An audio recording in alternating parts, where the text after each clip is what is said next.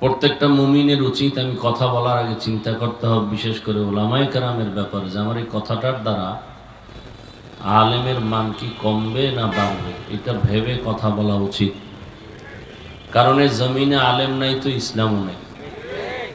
কোরআন হাদিস আলেমের কাছে, ইসলাম কোরআন হাদিসের কাছে। এগুলো আমরা ভাবি না বিদায় আউযুবিল্লাহ না পারনেওয়ালাও আলেমের বিরুদ্ধে মন্তব্য করে। লাভ কি? আপনি বলেন আমি খারাপ, যদি আমি খারাপ না হইতো আপনি খারাপ কি? আপনি বলেন অমুক ব্যক্তি কাফের, যদি সে কাফের না হয় আপনি কাফের। ফয়সালা কোথা থেকে আসবে? তো এমন কথা বলবেন কেন? আপনার কাছে কি ডকুমেন্টস আছে? আলেমদের সামনে কথা বলতে খুব সতর্ক, খুব সাবধান।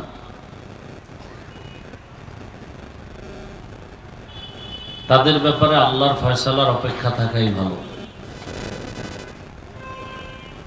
এতটুকু দোয়া করেন, আল্লাহ হককে হক হিসাবে প্রকাশ করে দেন, বাতিলকে বাতিল হিসাবে গোটা জাতির কাছে প্রকাশ করে দেন। সুন্দর দোয়া। কে বাতিল কে হক আল্লাহ চিনিয়ে দিলেই তো যথেষ্ট। আপনি নির্ণয় করার কি স্কেল আছে আপনার কাছে? অমুকে ভালো অমুকে খারাপ, কি স্কেল আছে আপনার কাছে? নামাজ নাই, রোজা নাই, তেলাওয়াত নাই, জিকির নাই, সারা রাত মোবাইলে গুনাহ করবেন, কি স্কেল আছে আপনার কাছে? আলেমকে মাপ দিবেন? আলেমের বিপক্ষে কথা বলার মানেই হলো ইসলামকে ছোট করা।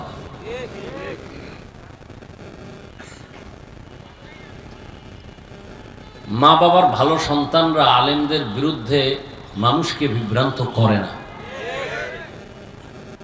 যারা করে ওরা মা বাবার মহব্বতের দোয়ার সন্তান না, অভিশপ্ত সন্তান। আল্লাহ হেদায়েত দান করুন। এই চেয়ারে 5 জন আলেম বয়ান করে চলে যাবে, আপনারা বয়ানের মাধ্যমে কিছুটা হলেও বুঝতে পারবেন না কে কিরকম? এই মেধা আল্লাহ দেন নাই? এত টেনশন কেন?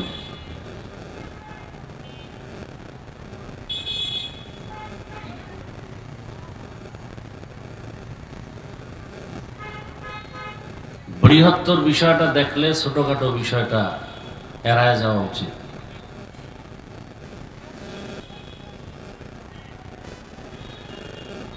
আমি বয়ান করতে আসছি, আমি কিতাব পড়াইতেছি। এখন যদি বলে উনি কিতাব পড়াইতে পারে, কানসা ফাঁসাই দিয়ে একটা দেওয়া উচিত না? সাধারণ মানুষকে বয়ান করতে আসছি। সাধারণ মানুষ যদি আমার বয়ান বুঝে, যদি বয়ান শুনে বসে টাকা পয়সা বাড়ি গাড়ির চিন্তা বাদ দিয়া হেদায়েতের দিকে আগায়, তাহলে এই ময়দানে আমি পারফেক্ট। মাদ্রাসায় ঢুকাইতে গেলে জিজ্ঞাবা কিতাব পড়াইতে পারবেন? কত কিতাব পড়ানেওয়ালা এখানে আসলে কথা বলতে অক্ষম আছে না? আল্লাহ এক একজনকে এক একটা দিয়ে তো দিনের কাজ হওয়া মাকসাদ। উনি কত বড় আলেম ছোট আলেম, বড় ছোট এটার সার্টিফিকেটে হবে না, এটা কলবের ইখলাস তাকওয়ার দ্বারা হবে। ইন্না আকরামাকুম ইনদাল্লাহি আতকাকুম, আল্লাহর কাছে সব থেকে বড় কে? তাকওয়াওয়ালা। তাকওয়াওয়ালা।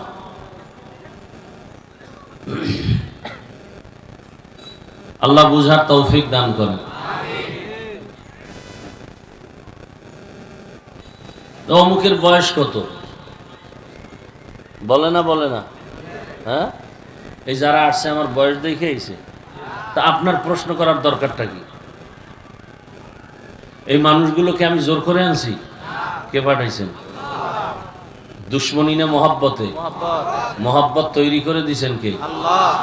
আপনি ফাও প্রশ্ন কেন করবেন যে বয়স কি, এলেম কি? মানুষ দিনের পথে আসে কিনা এটা আগে দেখবেন, দিনের উপকার হয় কিনা এটা দেখবেন, তখন দোয়া করবেন যেটা আমার দ্বারা হয় না, অমুকের দ্বারা হয়, আল্লাহ তাকে আরো বাড়ায় দাও। দিলকে বড় করা দরকার, প্রশস্ত মন নিয়ে বসা দরকার। আল্লাহ, আয়াত হাদিসের তর্জমাটা বলে নেই, এরপরে কিছু ব্যাখ্যা শুনেই।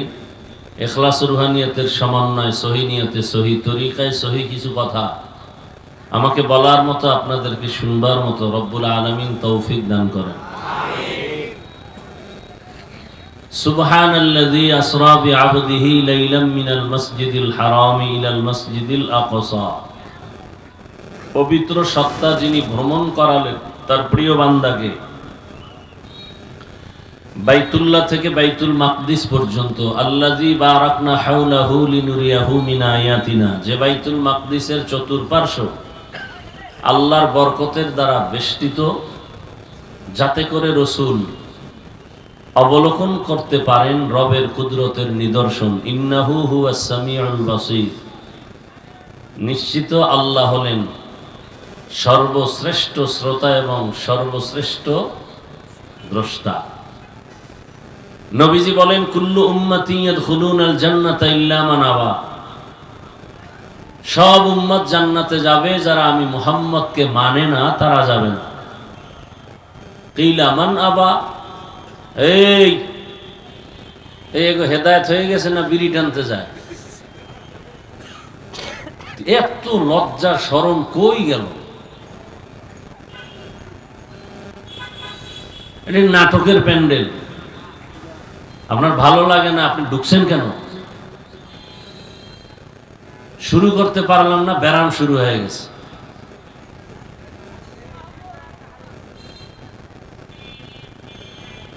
কমবখ্ত,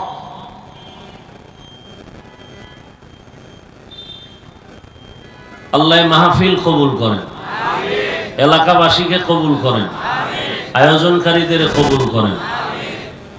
মোনাজাত দিয়ে যাওয়ার নিয়ত আছে না কপালে আগুন লাগবে?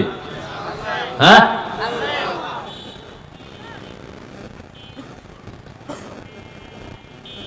মাইয়ানফাউন নাস খায়রুন নাস। নবীজি বলেন, মানুষ ভালো ওই ব্যক্তি যে অন্যের ক্ষতি করে না। আপনি নিজে উঠে যাবেন, নিজেও ক্ষতিগ্রস্ত হলেন, আমাদেরও ক্ষতি করেন, এমন ক্ষতির জন্য দুনিয়াতে জন্ম নিলেন কেন?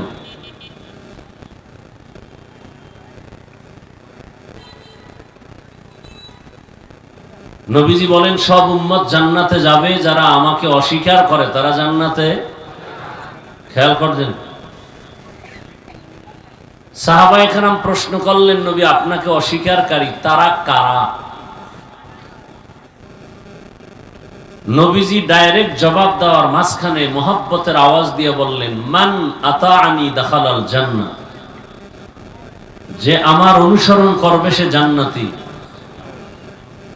ওয়ামান আসানি ফাকাদ আবা, যে আমার অনুসরণের বিরুদ্ধাচরণ করবে সে জাহান্নামী। খুব খেয়াল করেন, হাদিসের প্রতি একটু খেয়াল করেন। নবী বললেন, সব উম্মত জান্নাতে যাবে, যারা আমি মুহাম্মদকে অস্বীকার করে এরা যাবে না। সাহাবায়ে কেরামের প্রশ্ন কি, ইয়া রাসূলুল্লাহ আপনাকে অস্বীকার করে তারা কারা? এবার আপনাদের থেকে জবাব নিতে হবে, খেয়াল করেন। নবীজি জবাব দিলেন, যারা আমার অনুসরণ করে তারা জান্নাতে যাবে। বিপরীত কথাটা কি আসতে পারে বলেন তো? যারা আমার অনুসরণ করে না তারা জাহান্নামে যাবে, এই তো। আবারও খেয়াল করেন, নবীজি বললেন, যারা সব উম্মত জান্নাতে যাবে, যারা আমাকে অস্বীকার করে তারা যাবে না। সাহাবায়ে কেরাম বললেন, মান আবা, কারা আপনাকে অস্বীকার করে? নবীজি জবাব দিলেন, যারা আমার অনুসরণ করে তারা জান্নাতে যাবে। কথা শেষ না আরো আছে? শেষের কথাটা রাসূল কি বলছেন, আর এখান থেকে একটা পয়েন্ট আমি বের করছি। নবী বললেন, যারা আমার অনুসরণ করবে তারা জান্নাতে যাবে। বিপরীত একটা কথা দাঁড়ায়, যারা অনুসরণ করবে না তারা জান্নাতে যাবে না। কিন্তু নবী এ কথাটা বলেন নাই। বিপরীত যে কথাটা দাঁড়ায়, নবী এটা বলেন নাই। নবী কি বলছেন, যারা বিরোধিতা করে, মান আসানি ফাকাদ আবা, সে মূলত আমাকে অস্বীকার করে। এখানে বহু আল্লাহর বান্দা বসা আছেন, টুপি নাই, দাড়ি নাই, নামাজ নাই। ভাই ইকো দিও না। নামাজ নাই, তেলাওয়াত নাই, দাড়ি নাই যাদের, এখানে দুই দল ভাগ হয়ে গেছে। একদল দরদি আর একদল বিরোধী, একদল আগ্রহী আর একদল বিদ্রোহী। আরো ভালো করে বুঝেন। ডান দিক থেকে একটা যুবককে প্রশ্ন করলাম, ভাই দাড়ি রাখো না কেন? বলে দাড়ি রাখা তো দরকার, রসুলের আদর্শ, চেষ্টা করি, পারি না, একটু দোয়া করবেন। কি বুঝলেন? দাড়ি না রাখলেও কি মনে আগ্রহ আছে না নেই? শুধু আগ্রহটা আছে, এজন্য সে মুমিন। বাম দিক থেকে একজনকে জিজ্ঞাসা করলাম, ভাই দাড়ি রাখো না কেন? উনি আমার কথাটা বলা মাত্রই বলে, দাড়ির মধ্যেই কি ইসলাম? কি বুঝলেন তার কথায়? অন্তরে আগ্রহ আছে, সাথে সাথে বেঈমান। তাহলে দোনোজন দাড়ি নাই, একজন মুমিন আর একজন। যে দাড়ি রাখে না সে মুমিন, যে দাড়ি পছন্দ করে না সে বেঈমান। যে পর্দা করে না সে মুমিন, যে পর্দাকে পছন্দ করে না সে বেঈমান। যে নামাজ পড়ে না, আগ্রহ আছে, মুমিন।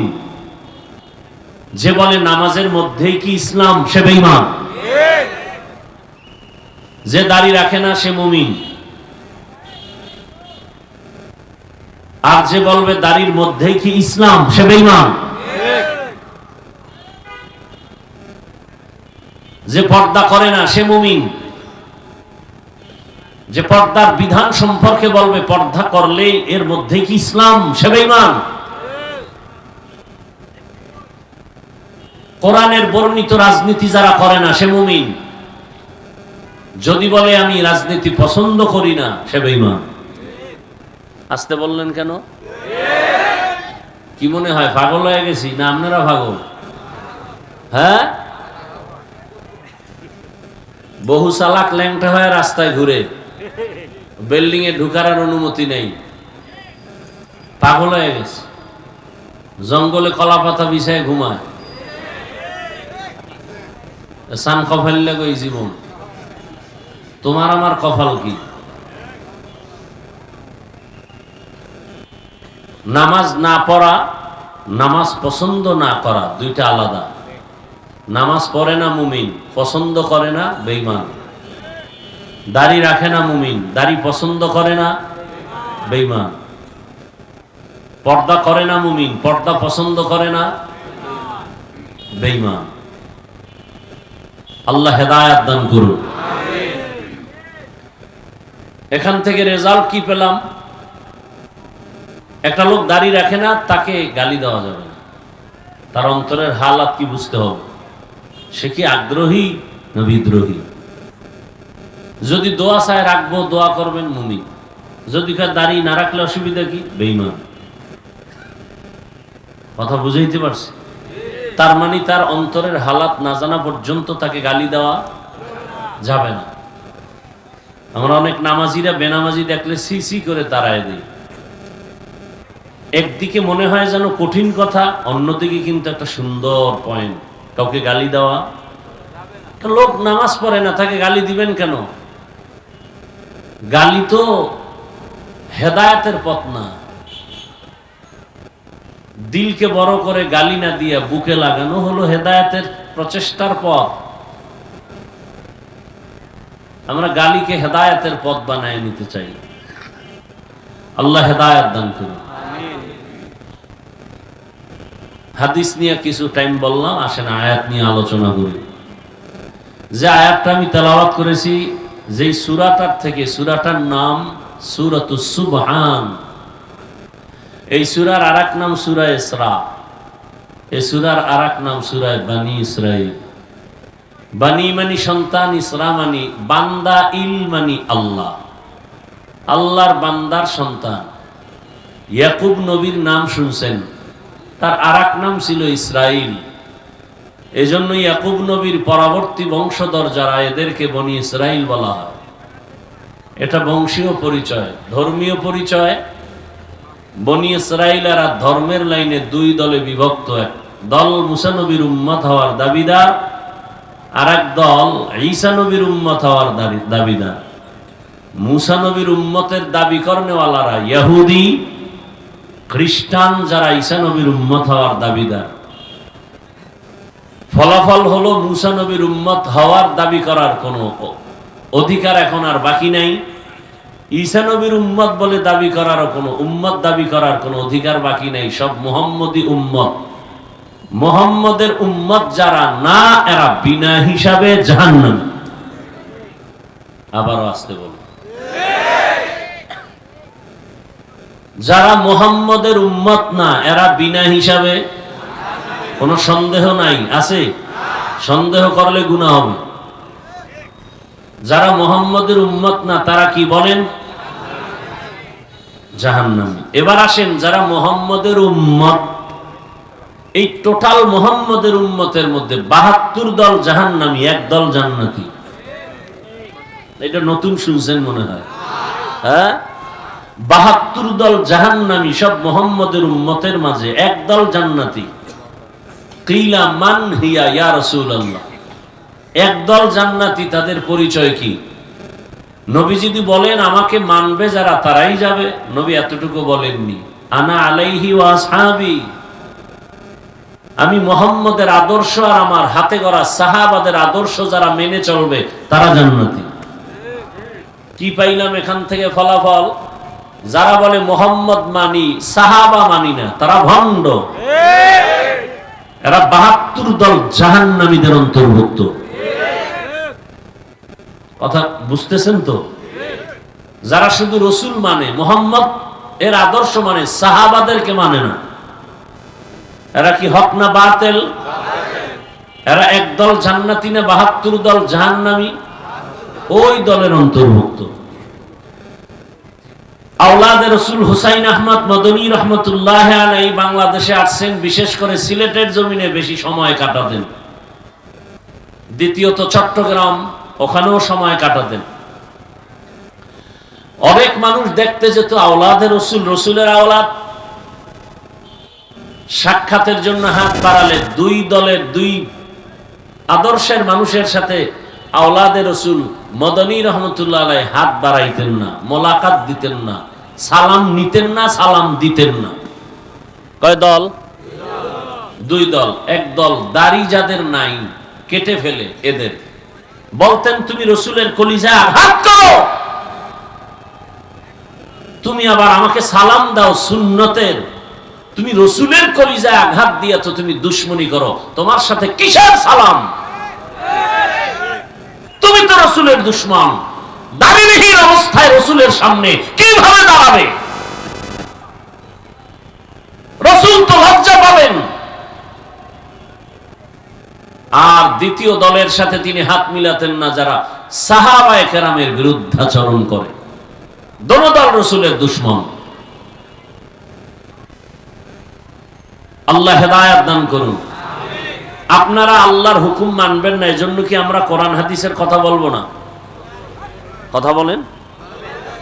আপনি মানেন না, আপনি পর্দা করেন না, এজন্য কি আমি পর্দার বয়ান করব না? সত্য কথাটা বলেন না। আপনারা দাড়ি রাখবেন না, এজন্য কি আমি কোরআন হাদিসের অনুযায়ী দাড়ির ফজিলতের বয়ান করব না? আপনি মানেন না, আপনি অনুতপ্ত হন, আল্লাহর কাছে ক্ষমা চান, উল্টা মেজাজ গরম করে আরো গুনাহগার হন কেন?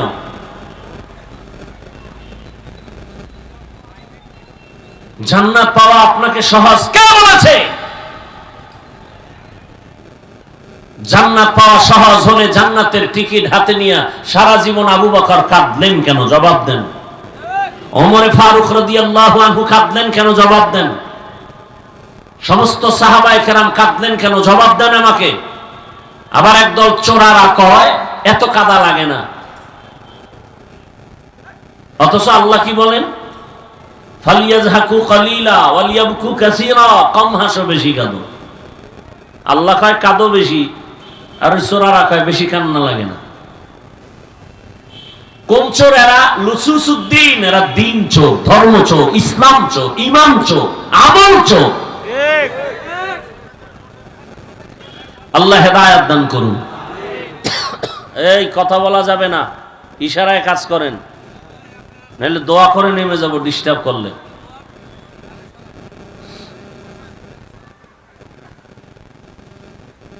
আল্লাহ আমাদের সবাইকে কবুল করেন। রাগ করতেছেন আপনারা? কোরআন হাদিসের বয়ান করব না বাইরের থেকে করব?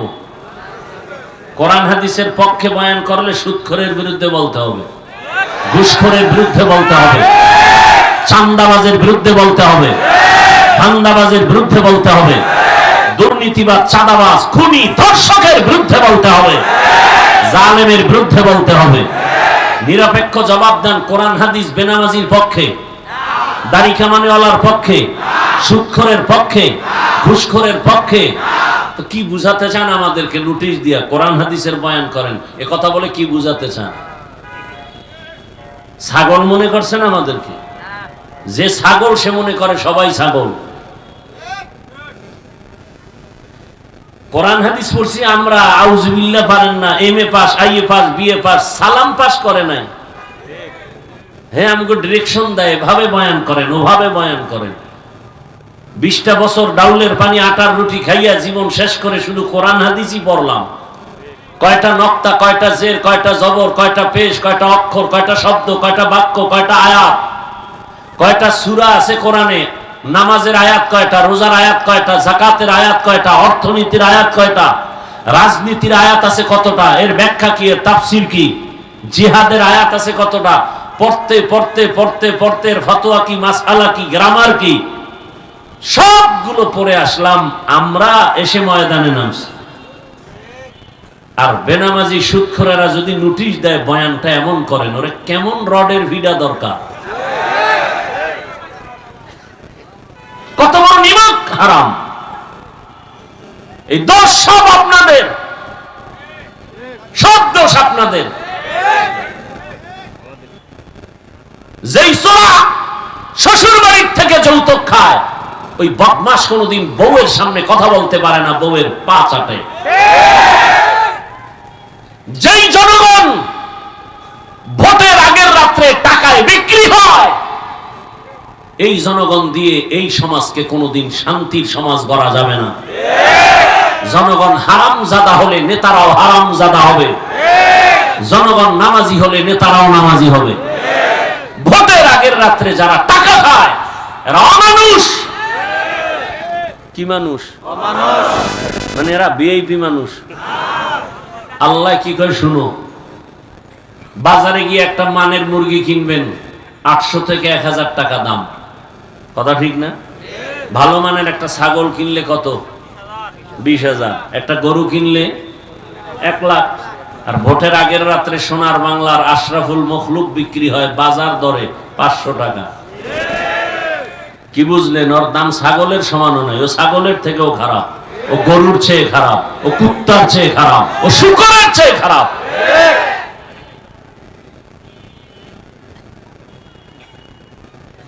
কিছুদিন পরে দেখে মাইয়ার উপরে হামলা, বউয়ের উপরে হামলা, চিৎকার দেখা, চিল্লাবি না, 500 টাকায় সব কিনে নিছি না,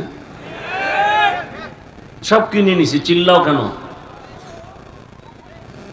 আবার কয় চেয়ারম্যান গম বরাদ্দ টাকা খেয়ে ফেলে। কেন? তুমি খাইছো না আগে? চেয়ারম্যান তো আগে খায় নাই, প্রার্থী তো আগে খায় নাই, প্রার্থীটা খাইয়া তুমি শিখাইছো যে এখন তোর বউ বিক্রি করে আমগো খাওয়া, আমগো চেয়ারে বইয়া যা বরাদ্দ আসবে তুই খাবি। সমস্যা কোথায়? সরকারকে গালি দেন কেন? পৃথিবীতে মসজিদ থেকে দামি আর কোন জায়গা আছে? সত্য কথা স্বীকার করেন, তাল মিলাইয়েন না। মসজিদের থেকে পবিত্র দামি কোন জায়গা গোটা দুনিয়াতে আছে? কেমন দামি? যেখানে বিড়িখোর ঢুকলেও বিড়ি ফেলে দেয়, টুপিহীন লোকটা গেলেও টুপি খুঁজে। সেই জায়গার দায়িত্বে সুদখোর আসলো কিভাবে? যেই সুদখোরের গুনাহ আপন মায়ের সাথে অল টাইম জেনা, নাউজুবিল্লাহ, আসে না? সে এত বড় পবিত্র জায়গার দায়িত্বে আসবে কেন? সব এই জনগণের এই আকামগুলো বাজাইছে। কারণ টাকা খাইছে, কিছু বলতে পারে না। হে আমগো নেতা, আল্লাহর ঘরের একটা পবিত্র জায়গার দায়িত্ব, অন্তত 5 ওয়াক্ত নামাজি হারামখোর হতে পারে না। এ কথাগুলো কে বলবো? আগামী জুমায় স্টাইলে কেউ বয়ান করুক না। গাজীপুরে খালি দেখবে গাইবি আওয়াজ, কিও কয় 1 মাসের ছুটি। বলবে কেন? বলে শিয়ালের হাতে মুরগি। শিয়ালের হাতে মুরগি দিলে যা হয়, মাদ্রাসা মসজিদ আর ধর্মের চাবি সুদখোর ঘুষখোরের হাতে দিলে তাই হয়। ইমানের বড় পরীক্ষা সামনে। আপনি যে দল করেন এটা আমার জানার দরকার নাই। আমি সব কথা বলতেছি আমার ইসলামকে ঠিক রেখে। আমার জীবনের মূল ইসলাম, কোরআন হাদিস, আল্লাহ এবং রসুল, ওই লাইনে কথা বলতেছি। আমি কোনো কারে ভোট দিবেন না দিবেন তা বলতেছি না। আমার মূল ইসলাম, ইসলামের লাইনে কথা বলতেছি। আর আপনারা মুসলমান, ওই হিসাবে আমি আপনাদেরকে দাওয়াত দিতেছি যে মুসলমান হিসাবে ইসলামকে ঠিক রাখবেন। এটা আমার বলা, আমি বলতেছি, আপনি মানবেন কিনা সেটা আপনার ব্যাপার। আল্লাহ হেদায়েত দান করুন। নিজের ইজ্জত নষ্ট করিয়েন না, চরিত্রকে নষ্ট করিয়েন না।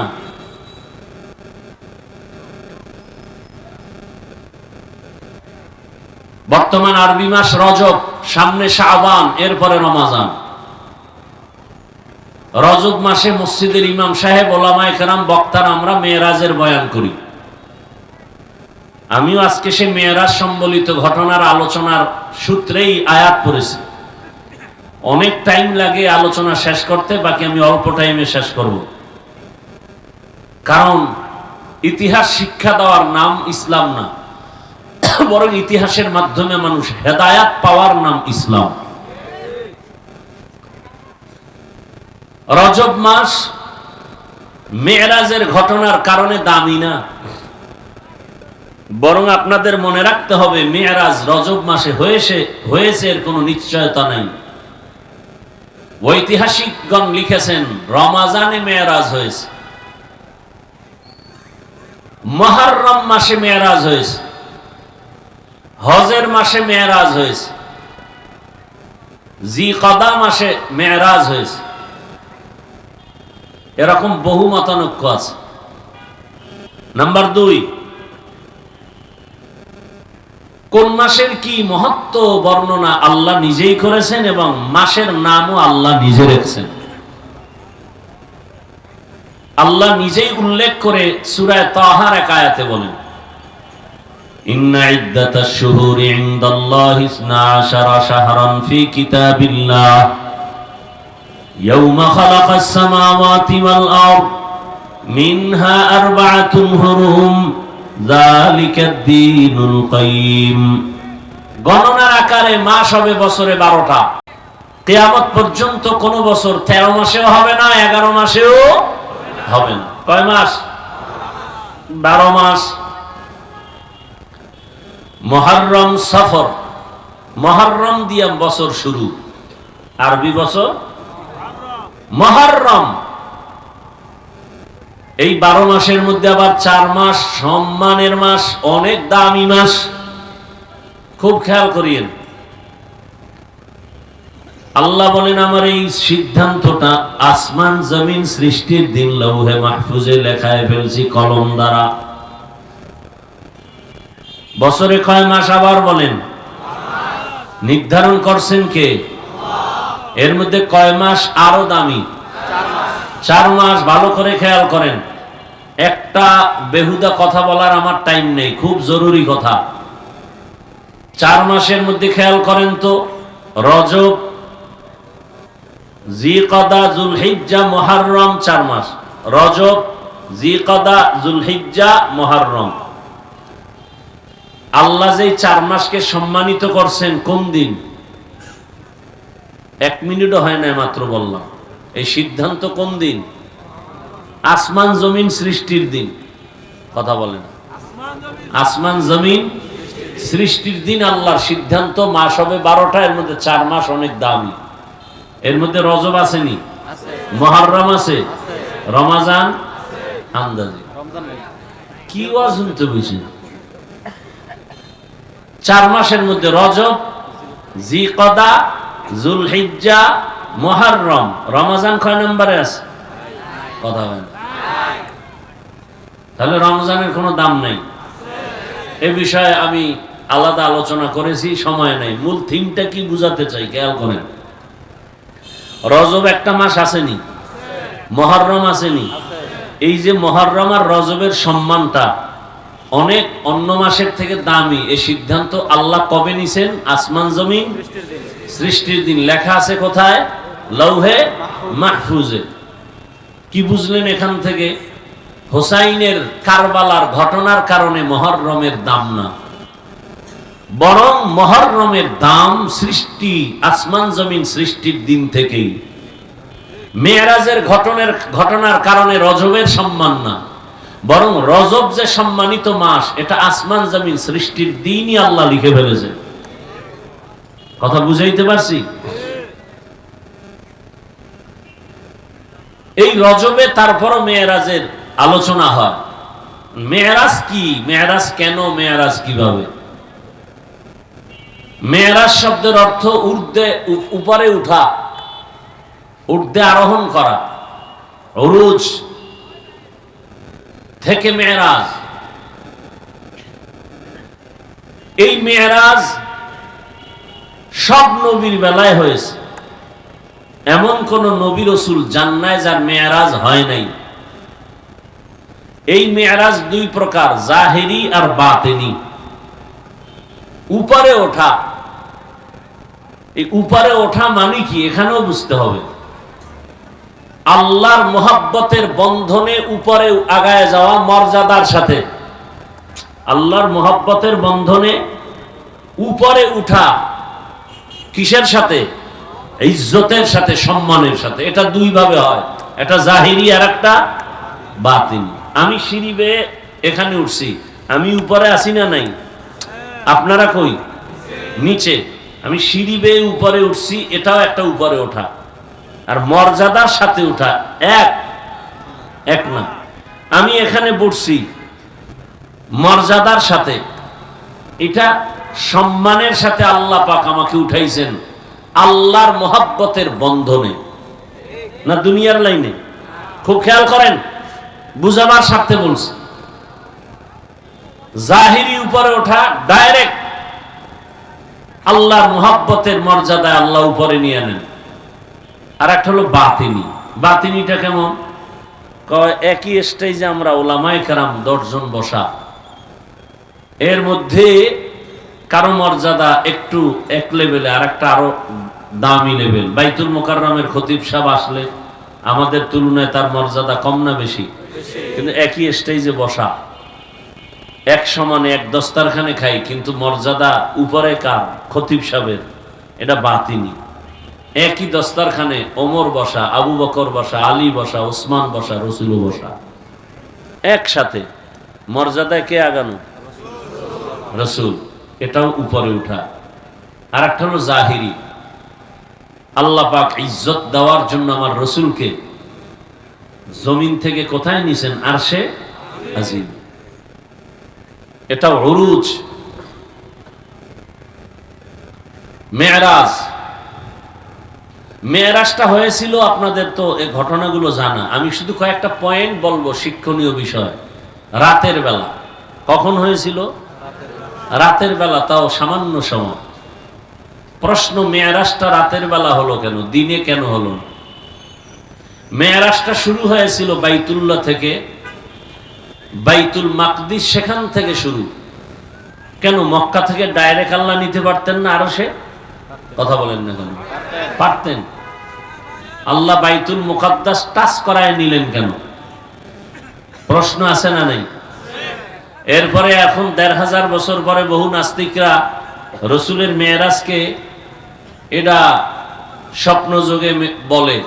সরাসরি রসুল আরশে আজিমে গেছেন এটা মানতে পারে না। বহু নাস্তিক এখনো আছে। তাদের প্রশ্ন কি? কেমনে সম্ভব? প্রশ্ন কি? কেমনে সম্ভব? আল্লাহ তার জবাব দিছেন, সুবহান, তোমার সব ত্রুটিযুক্ত প্রশ্ন থেকে আমার রব পাক, আমার রব পবিত্র। তুমি যেটা বলো অসম্ভব, সুবহানের দ্বারা সেটা সম্ভব। দুনিয়াওয়ালারা যেটা বলে হবে না, সুবহান বলেন আমার দ্বারা সেটা হবে। তোমার হবে না থেকে আমি পাপ, সম্ভব কিভাবে সে থেকে আমি পাপ, আমি পারি। আল্লাহ পারেন না? মুসা আলাইহিস সালাম, ঈসা নবী, জমিন থেকে আমার আল্লাহ আসমানে নিছেন না নেন নাই? কথা বলেন না। তো ঈসা নবীরে যদি জমিন থেকে দ্বিতীয় আসমানে নিতে পারেন, আমার রাসূলকে নেওয়াটা কোনো ব্যাপার? জুতা পেটা করা দরকার। আল্লাহ হেদায়েত দান করেন। ইউনুস নবীরে মাছের পেটে ঢুকাইয়া আবার সুন্দরভাবে বের করে জায়গায় পৌঁছায় দিছেন। আল্লাহ ওটা পারলে এটা পারবেন না কেন? আল্লাহ বলেন সুবহান, আমার দ্বারা সব সম্ভব। তোমার অসম্ভবের কথা থেকে আমি সুবহান, আমি পবিত্র। রহমতের নবীর মেরাজ, অন্য নবীর মেরাজ, ব্যবধান আছে না নেই? মুসা নবীর মেরাজ হয়েছে, ঈসা নবীর মেরাজ হয়েছে, ইব্রাহিম নবীর মেরাজ। মেরাজের মাকসাদ হলো আল্লাহর মুহাব্বতের বন্ধনে মর্যাদার সাথে আগায় নেওয়া, উপরে নেওয়া। এটা মনে রাখবেন, নাইলে কথা পেছ লাগবে। মেরাজ মানে কি? উপরে যাওয়া। কিসের সাথে? মর্যাদার সাথে। উপরে যাব কই? রবের মুহাব্বতের বন্ধনে আগাবো। কথা বুঝেননি? আইয়ুব আলাইহিস সালামের মেরাজ, ইউনুস নবীর মেরাজ, আর আমার রহমতের নবীর মেরাজ। সব নবী রাসূলদের মেরাজ হয়েছে জমিনে, আর আপনার আমার রাসূলের মেরাজ হয়েছে আরশে আজিমে। আর আস্তে করে বলেন। মুসা নবীর মেরাজ তুর পাহাড়ে। কোথায়? তুর পাহাড়ে। ঈসা নবীর মেরাজ মায়ের কোলে। ইব্রাহিম নবীর মেরাজ আগুনের মধ্যে।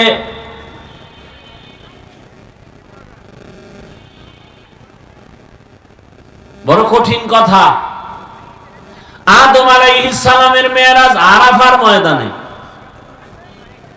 ইউনুস নবীর মেরাজ হলো মাছের পেটের ভেতরে। মূলত আল্লাহ মুহাব্বতের বন্ধনে বান্দাকে উপরে উঠায় নেন, মর্যাদার লাইনে। আগুনের মধ্যে ফালাইয়া ইব্রাহিমের সাথে আমার মাওলা মুহাব্বতের আলাপ চলতেছে, মেরাজ। আর আপনার আমার রহমতের নবীর মেরাজের জন্য আল্লাহ পাক দাওয়াত দিয়ে আরশে আজিমে নিয়া কাছে বসাইয়া মুহাব্বতের আলোচনা করেছেন। এই মেরাজের সফরে নবীকে ইমামুল মুরসালিন বানায় দিলেন। মর্যাদা খালি বাড়তেছে। ভালো করে বুঝার চেষ্টা করেন।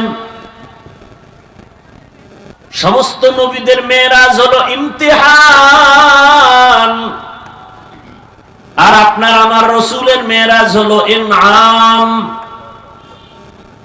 সমস্ত নবী রাসূলের মেরাজ হলো পরীক্ষা, আর আমার রাসূলের মেরাজ হলো পুরস্কার। ব্যবধান আছে না নাই? আচ্ছা, পুরস্কার যে পায় পরীক্ষা ছাড়া পায় না পরীক্ষার পরে? সব নবীর মেরাজ পরীক্ষা, রাসূলেরটা পুরস্কার। পরীক্ষা কই রাসূলের? পরীক্ষা ছাড়া কি মেরাজ হইছে? না, রাসূলের পরীক্ষা তো সব নবীর থেকে কঠিন। 3 বছর পর্যন্ত শিয়াবে আবু তালিবের মধ্যে গৃহবন্দী, খানা নাই, পানি নাই। গাছের পাতা চাবাইয়া চাবাইয়া নবী খায় আর পেটের ক্ষুধা নিবারণ করেন। নবীর কঠিন সময়, কলিজার টুকরা আম্মা জান খাদিজা রাদিয়াল্লাহু আনহার বিদায়, আর এক বিপদ। এত কঠিন পরীক্ষা, তায়েফের ময়দানের কষ্ট, উহুদের ময়দানের কষ্ট। দুনিয়াতে আসতে গিয়া বাবা পাইলেন না, আগেই নাই, বাবা নাই। 6 বছর বয়সে রাসূল মা হারায় ফেললেন। 8 বছরে দাদাও নাই। কঠিন এক মুহূর্তে মা খাদিজাও গেলেন, চাচা আবু তালিবও চলে গেলেন। কঠিন থেকে কঠিন পরীক্ষায় নবী পড়ে আছেন। বারবার নবীর বাড়ির চারদিকে গ্রাম করে দুশমন নবীকে জবাই করবে। দান দান শহীদ নবীর কঠিন পরীক্ষা। খন্দকের যুদ্ধে নবী পরীক্ষা খনন করে পেটে পাথর বেঁধেছেন, কঠিন পরীক্ষা। এত কঠিন, হিজরতের পরীক্ষা বড় কঠিন। নবী যাইতে চান না জন্মভূমি ত্যাগ করে, আমার মায়ের দেশ, আমার বাবার দেশ। বিদায় বেলা বাইতুল্লাহর দিকে তাকায় কয়, বাইতুল্লাহ, মনে চায় না আমি এখান থেকে চলে যাই, কিন্তু আমার কওমের লোকেরা, আপন বংশের লোকেরা থাকতে দিল না। চোখের পানি ছেড়ে বলে, রে বাইতুল্লাহ, সাক্ষী থাক, আজ আমি চোখের পানি ছেড়ে যাই, এমন একটা দিন আসবে আমি হেসে হেসে বিজয়ের মালা নিয়ে এখানে দাঁড়াবো। রহমতের নবী বের হইয়া মদিনার পথে আগাচ্ছেন। আবু বকরের ঘরের দরজায় গিয়া ডাক দিবেন, এর মাঝে যতবার কদম দেয়, 2 কদম দেয়, আবার পিছনে বাইতুল্লাহর দিকে তাকায়, একটু যায় আবার তাকায় আর কাঁদে। রহমতের নবীর মন চায় না জন্মভূমি ত্যাগ করে চলে যাবে। রাতের আধারে সালাম দিলেন। ঘরের ভেতর থেকে আবু বকরের আওয়াজ, লাব্বাইক ওয়া সা'দাইকা ইয়া রাসূলুল্লাহ। নবী হালকা আওয়াজ দিয়েছেন, আবু বকর আপনি কি ঘুমান নাই? বলে, না ইয়া রাসূলুল্লাহ, আপনি বহু আগে আমার কানে আওয়াজ দিছিলেন, হিজরতের সাথী হতে হতে হতে পারি। আল্লাহর জাতের কসম, আমি যত ব্যস্ত থাকি, রাতের বেলা অপেক্ষায় বসে থাকি, রহমতের নবী কখন এসে আমারে ডাক দিবেন, ঘুমালে হবে না। নবী আশ্চর্য হয়ে গেলেন, এমন ত্যাগও কি মানুষের জন্য করতে পারে? আবু বকর কাঁদেন আর বলেন, রহমতের নবী, আমার ছোট মেয়ে আসমাও ঘুমায় না, প্রতিদিন নাস্তা বানায় রেডি থাকে, মদিনার সফর বড় লম্বা, নাস্তা দিয়ে দিবে। এমন কি যে সফরের উট রেখেছি, উটও ঘুমায় না, সারা রাত সজাগ থাকে, কখন জানি সফর শুরু হয়ে যায়। এত পরীক্ষা। এমন একজন লেকচারার নাই, লেখক নাই, এমন একজন ওয়াইজ নাই যে রাসূলের করুণ কাহিনী বলে না, লেখক লিখে না, কিন্তু কিয়ামত পর্যন্ত লেখা চলবে, কলম শেষ হবে, রহমতের নবীর প্রশংসা আর কষ্টের জীবনী বলে শেষ হবে না। আল্লাহ কয়, এত কষ্ট নবী করলেন, পুরস্কারটা আমি আরশে আজিমে নিয়ে দিব, আসেন।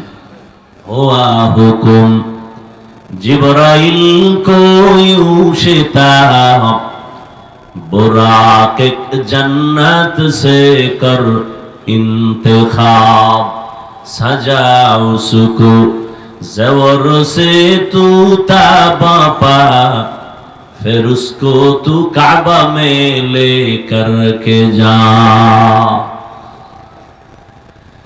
জিবরাইল আমিনকে আল্লাহ অর্ডার করে দিলেন, জান্নাত থেকে একটা বাহন নিয়ে যাও, বুরাক, রহমতের নবীরে আমার দাওয়াতের সালাম দিয়া নিয়ে আসো। জিবরাইল জান্নাত থেকে একটা সজ্জিত বুরাক নিয়ে রহমতের নবীকে দাওয়াত দিতে রওনা। রাতের গভীর বাইতুল্লাহর পাশে গিয়া বুরাকটারে বেঁধে এরপরে রাসূলের ঘরে গেলেন ডাকার জন্য। নবী ঘুমান্ত অবস্থায় আছেন কোথায়? কেউ বলেন শিয়াবে আবু তালিবের মাঝে নবী ঘুমাচ্ছেন, কেউ বলেন চাচাতো বোন উম্মে হানির ঘরে ঘুমাচ্ছেন, কেউ বলেন হাতিমে কাবায় নবী ঘুমাচ্ছিলেন। তিনটা বর্ণনাই বিশুদ্ধ। এর সামঞ্জস্যতা কি? ওলামায়ে কেরাম লিখেছেন, শিয়াবে আবু তালিবের আন্ডারেই ছিল, বাউন্ডারির মধ্যেই ছিল উম্মে হানির ঘর। জিবরাইল আমিন ঘরের উপর থেকে ফাঁকা করে নিচে নামলেন, দরজা খুলেন নাই, নবী তো ঘুমাচ্ছেন। জিবরাইল আমিনের নূরের 600 পাখা এক পাশে চেপে রসুলের মাথায় টাচ করেন নাই, রসুলের পা মোবারকের নিচে গিয়ে একটু হালকা ভাবে পাখা লাগালেন। রহমতের নবী সোজা হয়ে গেলেন।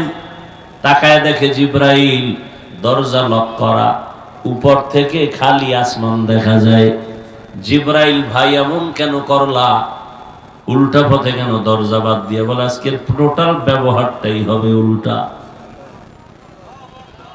টোটাল ব্যবহার উল্টা হবে। ঘুমের মানুষকে সজাগ করার আদব শিখিয়ে দিলেন জিবরাইল। এ কারণে রহমতের নবী বলেন, আদাবানি রব্বি ফাহসানা তাদিবি ওয়া আল্লামানি রব্বি ফাহসানা তালিমি। নবী সজাগ হয়ে গেলে নবীর হাত ধরে হাতিমে কাবায় নিলেন। নবী আবার ওখানে তন্দ্রাচ্ছন্ন হলেন। জিবরাইল আবার ওখান থেকে উঠাইয়া বাইতুল্লাহর দরজার বরাবর পার্শ্বে জমজম কূপের কাছে নিয়ে শোয়ায় দিলেন। নবী বলেন, আমি সব দেখতেছি। চিৎভাবে শোয়াইয়া আমার বুকটাকে চিরলেন, কলবটাকে বের করলেন, স্বর্ণের পেয়ালায় রাখলেন, জমজমের পানি দিয়ে ধুইলেন। এরপরে আবার ভেতরে রাখলেন, চাপ দিলেন, সমান হয়ে গেল। আমি তাকায় দেখতেছি আমার ডান পার্শ্বে 70,000 রহমতের ফেরেশতা দাঁড়ানো, বাম পার্শ্বে 70,000 ফেরেশতা দাঁড়ানো, সামনে 70,000 রহমতের ফেরেশতা, পেছনে 70,000 রহমতের ফেরেশতা। মিকাইল আলাইহিস সালাম দাঁড়ানো। আমার কলব বের করলো, কুদরতের অপারেশন করলো এরকম 4 বার। সেলাই লাগে নাই, রক্ত যায় নাই, ব্যথাও পাইনি। এটাকে বলে বর্তমান আধুনিক বিশ্বে ওপেন হার্ট সার্জারি। বাহাদুরি করে আমি ওপেন হার্ট সার্জারি করে সাকসেস। তোমার 1000 বছর আগে আমার আল্লাহ সাকসেস। ওপেন হার্ট সার্জারি হয়েছে রসুলের 4 বার। সেলাই নাই, রক্ত নাই, ব্যথা নাই, কুদরতের অপারেশন। কে জানি আবার ঘুমের মধ্যে স্বপ্ন দেখছে রসুলের কোন এরকম কি বলে শক্কে সদর হয় নাই, বড় কঠিন হালাত। এগুলো নাকি মিথ্যা কথা, কোরআনের আয়াত, মিথ্যা কথা। আল্লাহ হেদায়েত দান করুন। আপনাদের একটু খারাপ খারাপ লাগতেছে মনে হয় না? আমি টের পাইলে আমি মোনাজাত দিব, আপনাদের টেনশন করার কিছু নেই।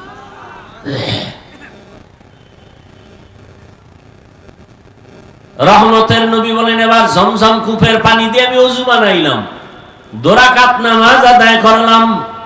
প্রত্যেকটা পয়েন্টে পয়েন্টে আমাদের শিক্ষা। নবী সফরের বের হবেন, সফরের সুন্নত কি? ওযু বানাও, 2 রাকাত নামাজ পড়ো, নিরাপদ সফরের জন্য দোয়া করো। আমরা কি করি? আমরা ফেসবুকে দেই নিরাপদ সফরের জন্য দোয়া চাই। দোয়া চাইতে গিয়ে গাড়ির মধ্যে ফেসবুক চালাইতেছি, গান টান শুনতেছি, দোয়া চলতেছে, অ্যাকশনও চলতেছে। কই ওযু, কই নামাজ? হায় হায় হায়। জিবরাইল আমিন বললেন, বোরাকে উঠেন। পুরো ঘটনা বলবো না, মূল কিছু পয়েন্ট আমরা বলব। নবী বলেন, বোরাকে উঠতে চাই। বোরাক কেমন যেন বাহানা করে। সর্বশেষে উঠলাম। কেন বাহানা করে? এখানেও কারণ আছে। নবী বলেন, বাইতুল্লাহ থেকে বাইতুল মাকদিস পর্যন্ত 1 মাসের পথ আমি এক পলকে সেখানে চলে গেলাম। বোরাকের 1 কদম লাগলো, কিন্তু এর মাঝখানে অনেক সময় আমি প্রথম গিয়া মদিনায় নামলাম, সেখানেও নামাজ পড়লাম। মসজিদ থেকেই মেরাজের সূচনা। এজন্যই তো মুমিনরা আরশেও যাইতে পারবা না, তুর পাহাড়েও যেতে পারবা না, জিবরাইলও আসবে না। এ কারণে তোমার মেরাজ হবে মসজিদের মধ্যে নামাজের দ্বারা। মেরাজ চলতেছে কার সাথে সম্পর্ক? নামাজে মেরাজ কার সাথে সম্পর্ক? এ কারণে কথা বলা যাবে না, সালাম দিলে জবাব দেয়া যাবে না, নজর ডানবাম করা যাবে না। কারণ কি চলতেছে? মেরাজ। রবের সাথে কথা চলতেছে। আলহামদু আল্লাহ কায় লিমানিল হাম, কার প্রশংসা করলা? বান্দা বলে লিল্লাহ, আল্লাহ বলেন মানিল্লাহ। কথা চলতেছে রবের সাথে মেরাজ। এখন খানা বন্ধ, কথা বন্ধ, নজর ডানবাম করা যাবে না। সালাম ফিরাইছো, মেরাজ শেষ, এবার জনমের মতো খাও, কথা বলো। রহমতের নবী মসজিদ থেকে শুরু করলেন, বাইতুল মাকদিসে চলে গেলেন। রাতের বেলা কেন বলে? বন্ধুর সাথে বন্ধুর মেরাজ আর আলাপ আলোচনা রাতে অন্ধকারে ভালো মজা হয়। এই যুবকরা, প্রেমিক প্রেমিকার আলাপ সারা রাত আকাম করো না মোবাইলে? চোখের জেনা, হাতের জেনা, জবানের জেনা, অন্তরের জেনা। দিনে তো ব্যস্ত, অফিস আদালত, রাতে একটু ফ্রি টাইম মোবাইলের হকটা না আদায় করে, তখন সারা রাত আকাম চলে। চেহারাটা কুকুরের মতো হয়ে যাইত, শুধু মুহাম্মদের উম্মত হওয়ার কারণে আল্লাহ করেন। আল্লাহ হেদায়াত দান করেন। জিবরাইল আমিন সহ চলে গেলেন। মদিনার থেকে আবার নবীকে নিয়ে যাওয়া হলো। যাওয়ার পথে দেখেন তুর পাহাড়, মুসা নবীর কবর দেখানো হলো।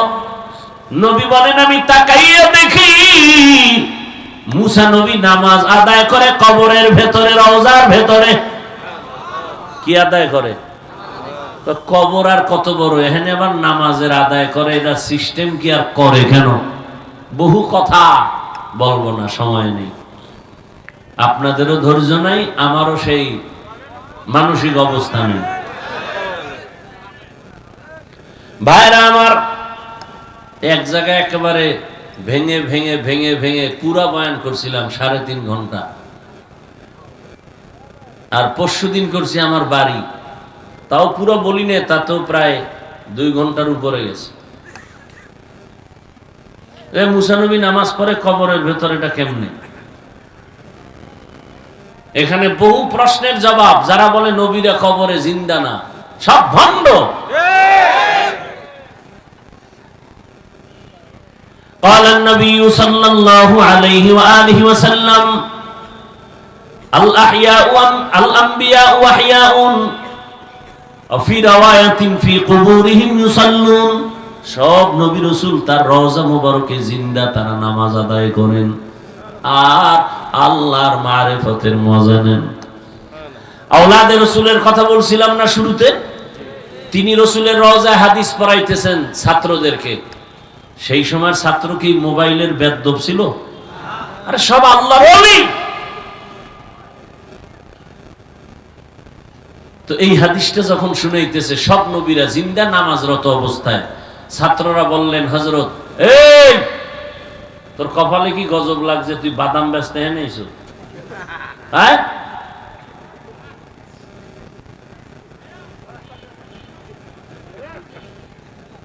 এটা খাওয়ার প্যান্ডেল। আহা, এই বলনেওয়ালাও থাকবে না। আমি মরে গেলে আর কে বলবে? এরকম বলনেওয়ালা সংখ্যা কম, মরে গেলে আস্তে আস্তে এরা থাকবে না। তারে নারে বন্ধুরে কইয়া সব চলবে। দিন যত আসবে তত তাকওয়ার মান কমতে থাকবে, ঈমান দুর্বল হতে থাকবে। এই যে আমি মোবাইল নিয়ে যেই পরিমাণ সাইজ করতেছি, সবাই করে। জাতি কি কয়? হুজুর বাদ দাও, মোবাইল বাদ দেওয়া যাবে না। এদেশে বক্তার অভাব নাকি?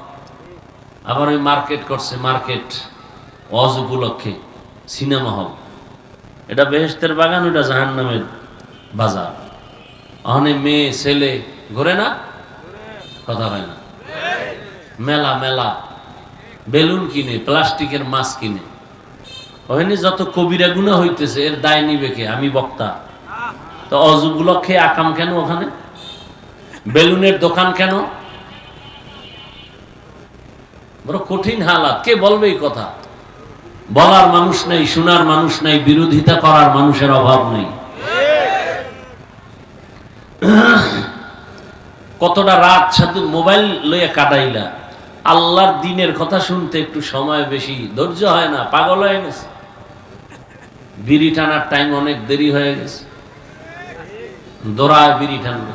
কেউ কেন একটু পরেই টানবে, মোনাজাতটা হইবে পরে।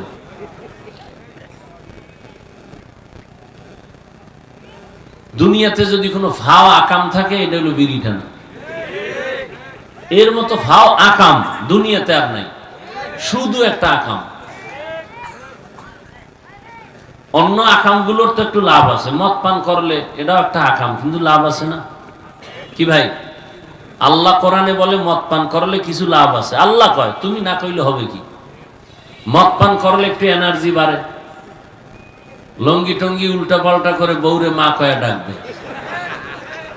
নাকি এই দেশে আপনাদের মদ পান করে কেউ জিকির করে? হ্যাঁ, বলে গোটা দেশের মালিক এখন আমি। কি এর ইনুস মিনুস এটির বেইল আছে, বউকায় ঘরে চাল নাই, কিন্তু বোতলের দোষ, আমার কি? কিন্তু বিড়ি টানে কোন ফায়দা আমারে ক? খোদার কসম আমি বিড়ি টানবো যদি একটা লাভের কথা বলতে পারো। বিড়ি টানলে যৌবন বাড়ে, চেহারায় নূর বাড়ে, ঠোঁটগুলো লাল হয়, কি হয়? তো ওদের কলিজা তো আরো 10 গুণ কালো। ও বেহায়া বাবারা, এ বিড়িখোর বেলাজা বাবারা, কি লাভ বলো? কুয়াশার মধ্যে কিচ্ছু দেখা যায় না, মানুষ না খাজুর গাছ, কিন্তু ওই আগুন দেখা যায় ওর বেইমানের থতমায়, ধুম টানতেছে।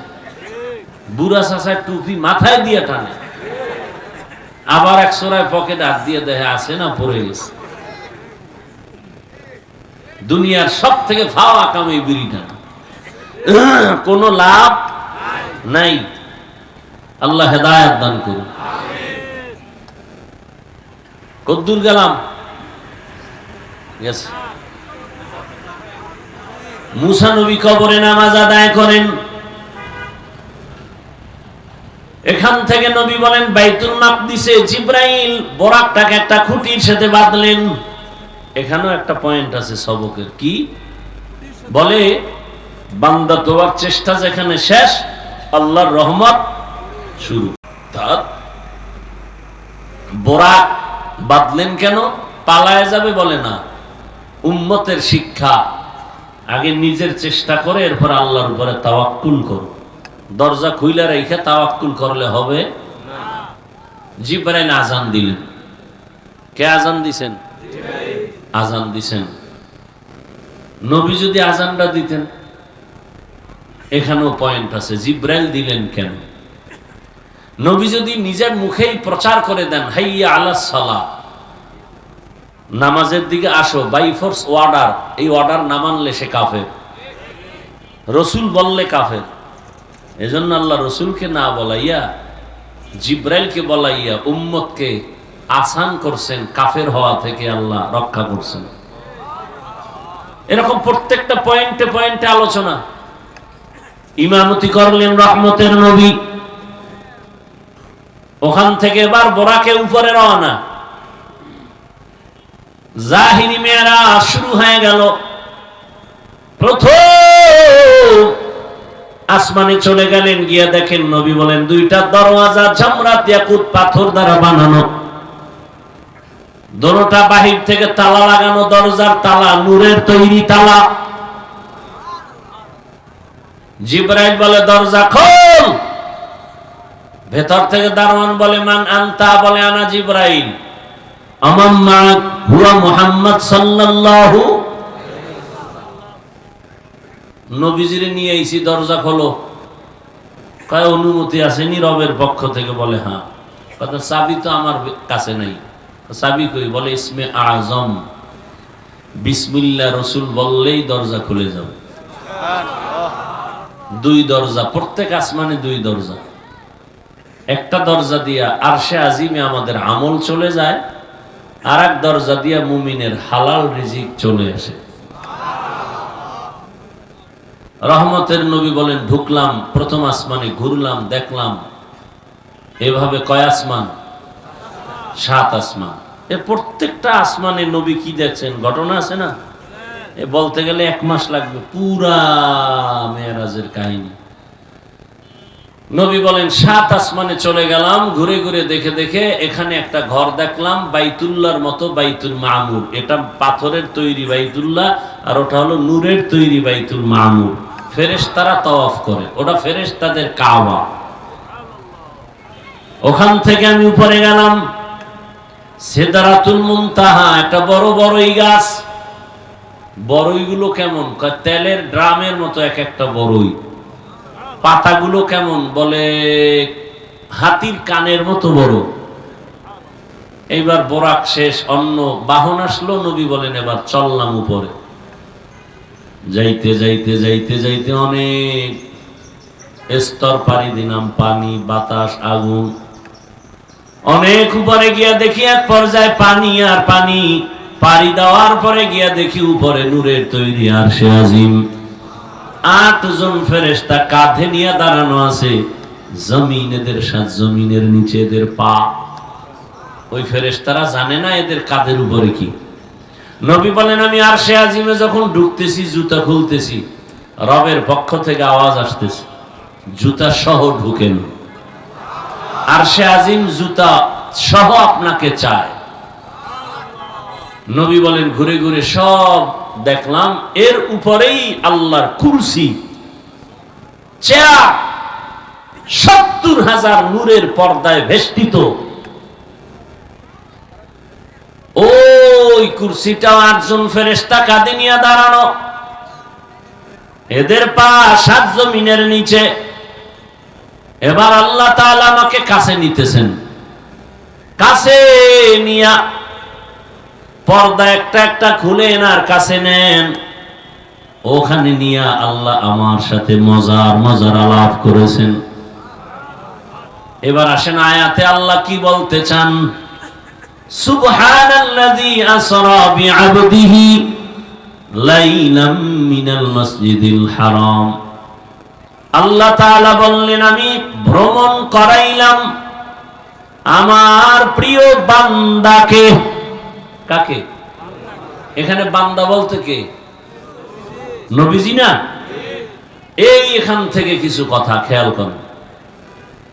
আল্লাহ তাআলা কোরআনে সব নবীদের নাম ধরে ডাকছেন, ইয়া মূসা, ইয়া নূহ, ওয়া নাদাইনাহু ইয়া ইব্রাহিম। আল্লাহ সব নবী রাসূলের নাম ধরে ধরে সম্বোধন করলেন, কিন্তু একমাত্র রহমতের নবীর নাম আল্লাহ ধরে কোরআনে কোথাও ডাকেন নাই।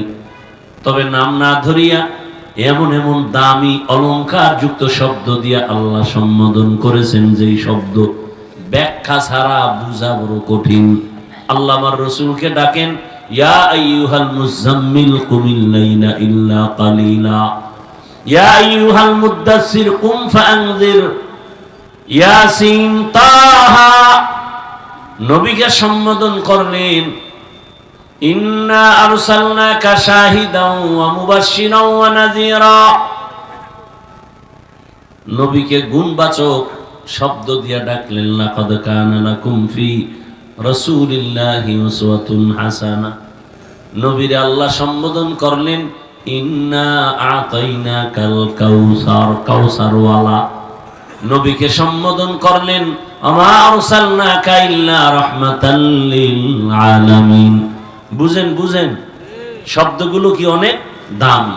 কিন্তু মেরাজের মতো একটা ঘটনা, এত বড় যে ঘটনাটা আজও কোনো নাস্তিক মানতে পারে না, সেই অলৌকিক একটা অবিশ্বাস্য ঘটনা, এখানে কেন আমার আল্লাহ নবীরে এমন একটা শব্দ বলছেন যেটা একেবারে নরমাল। বান্দা। কেমন নরমাল? আমরাও বান্দা, হিন্দুরাও বান্দা, ইহুদিরাও বান্দা, খ্রিস্টানেরাও বান্দা, আমার রাসূলও বান্দা। এই নরমাল শব্দ বললেন কেন? এর 4টা কারণ। কয় কারণ? একটা কারণ বলে মোনাজাতের দিকে চলে যাব, খেয়াল করেন। আল্লাহ পাক এখানে নবীকে বান্দা বললেন কেন? নাম্বার কারণ নবী নিজে নিজেকে বান্দা বললে খুশি হন। এজন্য আম্মা জান আয়েশা রাদিয়াল্লাহু আনহা নবীকে প্রশ্ন করেন, নবী আপনি এত কষ্ট করে ইবাদত করেন, এত বেশি করেন, হাত্তা তারিমা কাদামা, আপনার কদম ফুলে যায়। নবী কি জবাব দিলেন? আফালা আকুনা আবদান শাকুরা, আমি কি আমার রবের শুকরগুজার বান্দা হব না? বান্দা বড় দামি, অনেক দামি শব্দ। নবী বলেন আমি বান্দা নিজেরে বলতে পারলে ভাল লাগে।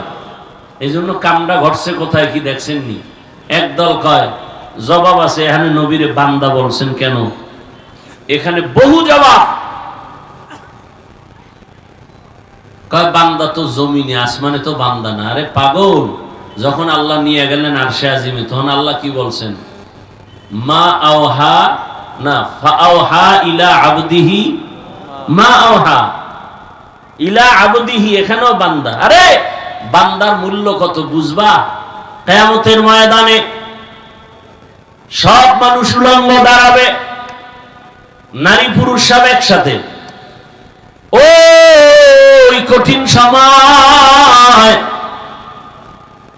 সূর্যের গরম, জাহান্নামের আগুনের চিৎকার, আমার আল্লাহর গরম আওয়াজ, মানুষগুলো পাগল।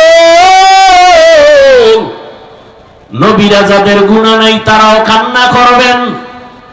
ওই সময় আমার আল্লাহ এক পর্যায়ে তার আদরের ভালো মোহাব্বতের বান্দাদের ডাকবেন আর বলবেন, ইয়া আইয়াতুহান নাফসুল মুতমাইন্না ইরজিই ইলা রাব্বিকি রাদিয়াতাম মারদিয়াহ ফাদখুলি ফি ইবাদি।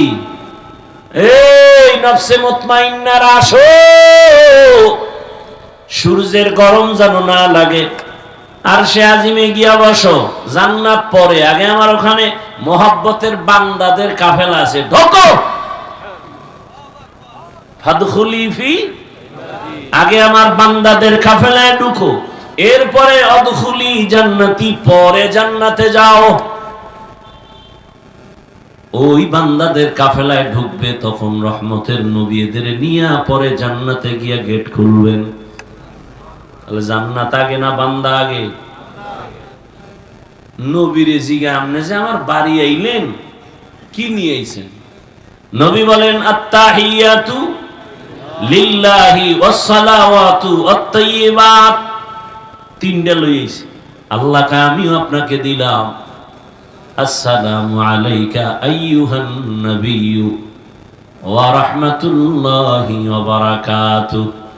এখানে কত কথা। নবীরে কি দিলেন আল্লাহ? সালাম। সিস্টেম কি? আসসালামু আলাইকা আইয়ুহান নাবিয়্যু। আগে কথা না আগে সালাম? আগে সালাম না কালাম? আগে সালাম পরে কালাম।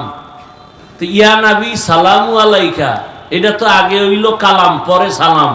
এটা আল্লাহর সিস্টেমের উল্টা, রাসূলের হাদিসের উল্টা। কি? আর ইয়া নবী সালামু আলাইকা, এটা তো পৃথিবীর কোন একটা দুর্বল হাদিসেও দুনিয়াতে কোথাও নেই। নবীর এই সিস্টেমে সালাম দেওয়া কে শিখাইলো? পৃথিবীর কোন হাদিসে নেই, একটা জয়ীফ হাদিসেও নেই। না আবু হানিফা এইভাবে রাসূলকে সালাম দিছেন, ইমাম বুখারী দিছেন, একটা প্রমাণ দিলে আমি এর পক্ষে দাঁড়ায় যাব। ইমাম মালিক এভাবে রাসূলকে কোনোদিন সালাম দেন নাই, ইমাম আহমদ বিন হাম্বল দেন না। এখানে অনেক কথা আছে না, ছেড়ে দিলাম। আল্লাহ সালাম দিলেন, নবীকে আমি একা নিব কেন? আসসালামু আলাইনা, দেখেন, ওয়া আলা ইবাদিল্লাহিস সালিহিন, আমার নেককার বান্দা। এখানেও কি? এবার কথা কিন্তু আত্তাহিয়াতু পুরো শেষ হইছে হয়নি। আলা ইবাদিল্লাহিস, আল্লাহ কয় এই ফেরেশতারা কি কাদু, এরপরে রাসূল, আগে বান্দা, এরপরে কি? আগে বান্দা। কারণ আমার নবী আল্লাহর বান্দাদের মধ্যে দামি বান্দা। আল্লাহ মেরাজের রাতে রাসূলকে ডাক দিলেন বান্দা বলে। চার কারণের এক কারণ, বান্দা বললে আল্লাহ রাসূল খুশি হন। আর একটা কারণ, মাবুদের সাথে আমাদের সাথে সম্পর্কের নাম ইবাদত। ইবাদত যারা করে তাদের বান্দা বলে, যার ইবাদত করে তাকে মাবুদ বলে। ইবাদত করনেওয়ালা আবেদ, আব্দ। কাজের নাম ইবাদত, যার জন্য ইবাদত করে তার নাম মাবুদ। পৃথিবীতে একমাত্র শ্রেষ্ঠ আবেদ আমার রাসূল। আমার রাসূলের ইবাদতের সাথে মিলালে হবে? আহা, এরে নবীর উম্মতের দল, আমার নবী কি পরিমাণ কষ্ট করেছে বয়ান করলে শেষ করা যাবে না। আমার নবী নামাজ এক রাকাতে দাঁড়াইয়া সারা রাত কাটায় দিছে, দ্বিতীয় রাকাত আর করার সুযোগ হয়নি। নবী এত কান্না কাঁদছেন। আম্মা জান আয়েশা রাদিয়াল্লাহু আনহা বলেন, নবীজি সারা রাত কান্না করে করে বেকার হয়ে যাইতেন। নবীর দাড়ি ভিজে ভিজে পানি পড়তো। নবী এত কষ্ট করেছেন। আল্লাহর নবী ইবাদতের লাইনে সবার ঊর্ধ্বে। তাহাজ্জুদ নবীর কাজা নাই, ইশরাক আওয়াবিন। এত কষ্ট নবী করেছেন আমার আল্লাহর মুহাব্বতের বন্ধনে। ও নবীর আশেক যুবক বাবারা, বৃদ্ধ বাবাজি, পর্দার আড়ালের মা বোনেরা, ওই নবীর মুহাব্বতের বন্ধনে আল্লাহর গোলাম হয়ে যাও। স্কুলে পড়ো, কলেজে পড়ো, চাকরি করো, নামাজ ছাড়িও না রে বাবা। এখনো সময় আছে। আল্লাহর দ্বীনের মালা গলায় লাগাইয়া চলো। কোন দিন মরণ হবে জানা নাই। চোখের সামনে কত মানুষ পানির নিচে, গাড়ির নিচে, অভাব নাই। অনুরোধ করে বলি, আল্লাহর কাছে তওবা করো। জীবনে গুনাহ তো কম করো নাই, কিন্তু মরণ থেকে কই পালায় যাবা? দাড়ি ছাড়া, নামাজ ছাড়া রাসূলের সামনে কেমনে দাঁড়াবা? তোমার মতো যুবক স্কুলে পড়ে, কলেজে পড়ে, চাকরি করে, ব্যবসা করে, নামাজি দাড়িওয়ালা নাই, কি অভাব নাই? তুমি পারো না কেন? ও মা বোনেরা, আপনাদের মতো কত পর্দাওয়ালা নামাজি নারীদের অভাব নাই, আপনারা পারেন না কেন? এখনো সময় আছে, তওবা করেন। হেদায়েতের মালিক আমার আল্লাহ। আল্লাহর কাছে তওবা করেন, আর নামাজ ছাড়বেন না, বেপরদায় চলবেন না, স্বামীর মাল হেফাজত করবেন, সন্তানগুলো আদর্শওয়ালা বানাবেন। যুবক বাবারাও তওবা করে নাও। জীবনে তো নামাজ কম ছাড়ো নাই, দাড়ি কম কাটো নাই, বেপরদায় কম চলো নাই। আল্লাহকে বলো, আল্লাহ গুনাহ তো অনেক করে ফেলেছি, আজ থেকে তওবা করলাম। আর মা বাবার সাথে বেয়াদবি করব না, শিক্ষকের সাথে বেয়াদবি করব না, উলামায়ে কেরামের দোয়া নিয়ে নবীর আদর্শ মেনে চলবো। আর নামাজ ছাড়বো না, দাড়ি কাটবো না, বেপরদায় চলবো না।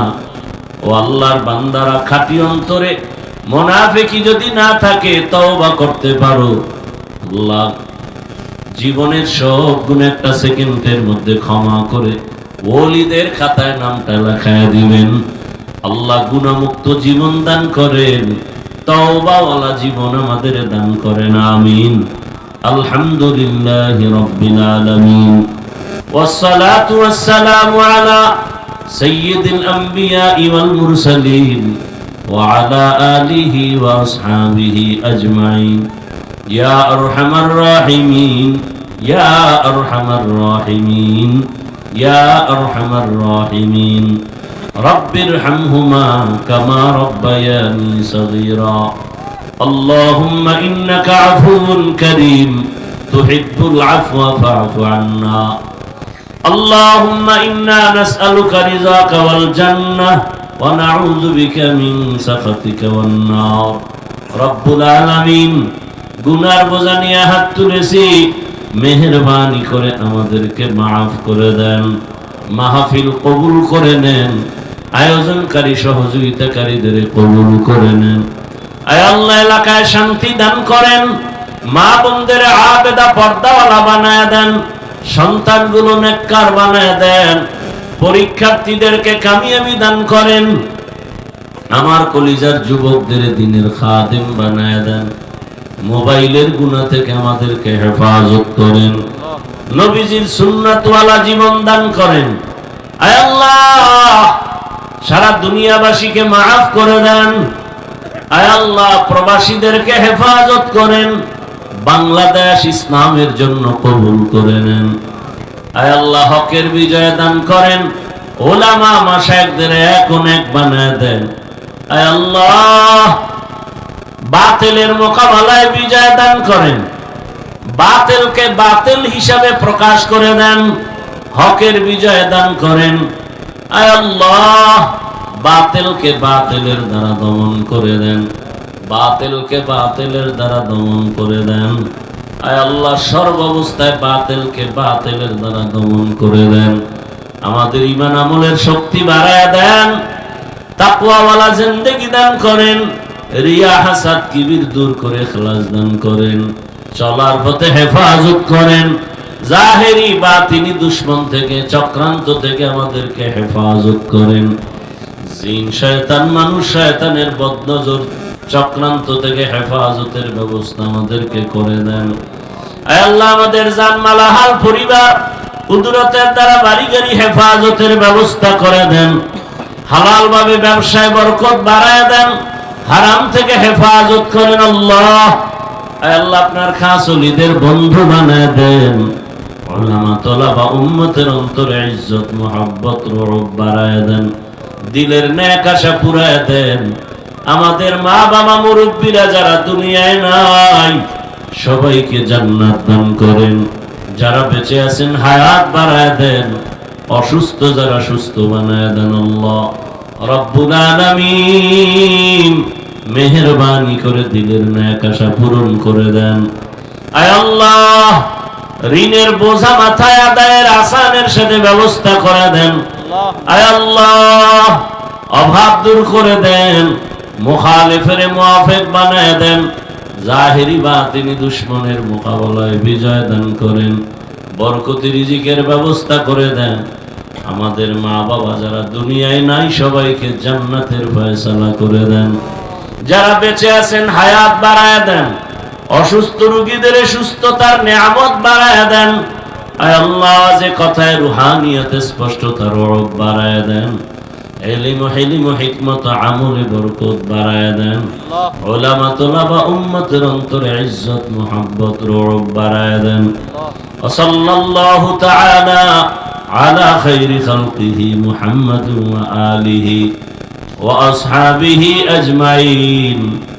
আমিন আমিন আমিন বিরহমাতিকা ইয়া আরহামার রাহিমিন।